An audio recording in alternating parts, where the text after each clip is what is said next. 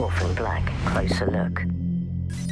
Well, we'd always talked about doing the Beth episode. Honestly, right from, I remember Comic-Con after season 1, and I kind of jokingly mentioned a Beth episode, and people loved that idea in the room. And we talked about it a lot. We just couldn't figure out how to do it or where it would get placed. When you go backwards, you don't want to lose the momentum of moving forwards.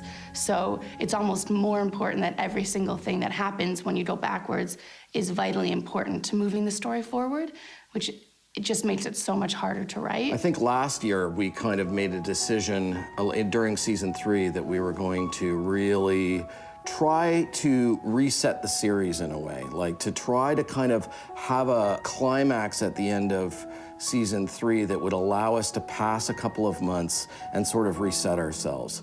And the way to do that was to begin in the past. It was a desire to do a Beth episode, but from a story point of view, the way it worked was that Beth knew way more than we thought she did. It was like a whole new character, because as much as we'd sort of talked about Beth and seen her briefly in like flashback videos and like on the platform, the train platform, we didn't really know much about her except like speculation, what Allison said or what Art said or what Sarah discovered in her investigation, being Beth, you know, in season 1. But she was a fully new character for me to develop. Last year we did a sort of dream sequence with her, but it was a dream. It was Sarah's dream of what her version of Beth was. And this is actually Beth now, so that we get to hang out with. Because we know all this mythology around her, it was really fun to kind of dismantle that and like see who the real human being was underneath of it. And she's so complicated and has such a darkness to her and such a sort of solitariness.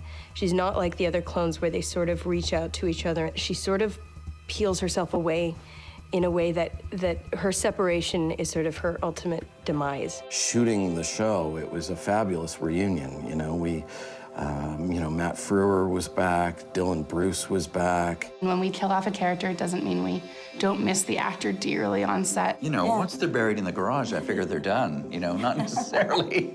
Not necessarily at all. The moment that the camera rolled on that first close-up of him and he was just giving his Matt Frewer looks and Dr. Leakey looks, it was awesome. And having Dylan back just felt like we were back at school, like, because he's been around at every season at the beginning of the year. So it was really nice and a really nice way to start off the season. He was at his very wit's end last time we saw him. We go back to when he's clean shaven. He's going to the office still, isn't he? And, you know, living that lie. It's hard to get your head around sometimes. It really is. It's complicated. We had a number of characters that had only been really seen in season 1. Just even smaller characters like Raj or Angie, Art's partner in season 2.